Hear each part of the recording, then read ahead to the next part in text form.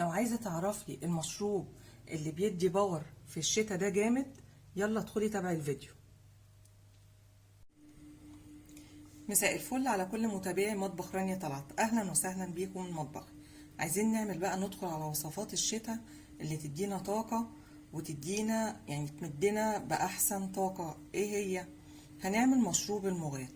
المغات ده مش بيشربوه لوالدين بس، لا، المغات ده بيدي طاقة جامدة جدا. يعني لما نعمله لأطفالنا مغذي قوي ليهم وما تعوديهم عليه حلو قوي. اول حاجة نزلت بمعلقتين سمنة عليهم معلقتين مغات. عايزة تضعفي الكمية ضعفيها، عايزة تعملي المقدار اللي انا عاملاه اعمليه. ونفضل بقى نحمر فيهم بالراحة كده على الهادي خالص عشان يستوي معانا.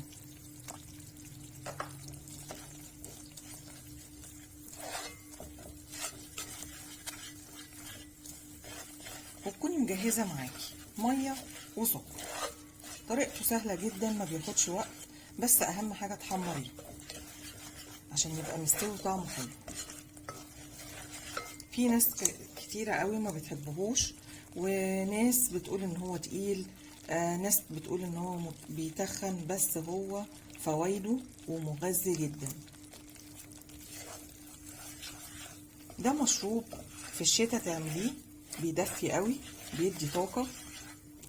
طبعا احنا عايزين حاجة تغذي اولادنا، تقدري ان انت تعملوه لهم وتخليهم يحبوه.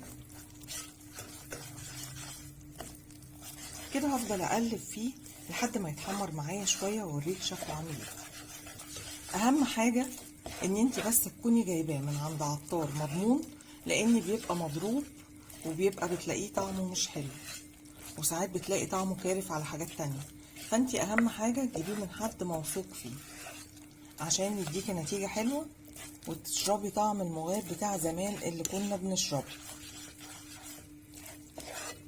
كده اهو انا عماله ايدي فيه بقلب عشان ما يلزقش من تحت او يتحرق مني من تحت.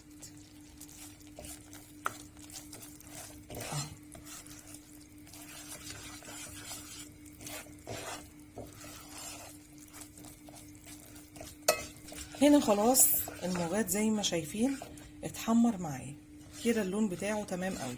كده لو سبته شويه كمان هيتحرق ويغمق. كده كل اللي هعمله هنزل بشويه ميه، يعني حوالي كوبايتين ميه كده اهو. والسكر بقى حسب الرغبه، حسب انتي بتحبيه مسكر قوي بتحبيه مظبوط، حطي السكر بتاعك على حسب ما انت ما بتحبي. اهو كده اول ما هيبتدي يغلي هنبتدي ان احنا نصبه بقى في فنجان، في مج، في اللي يريحك.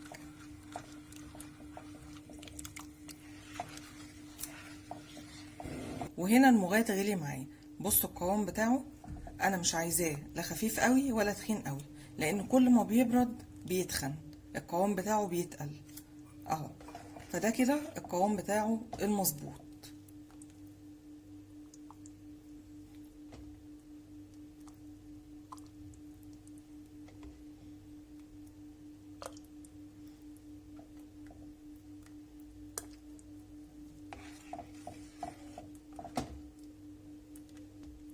تقدري ان انت تزينيه بمكسرات، جوز هند، اللي تحبيه او اللي متاح عندك واللي موجود. وده كان المشروب الراعي الرسمي للشتاء، تاني مشروب بعد مشروب العدس. شايفين المنظر والجمال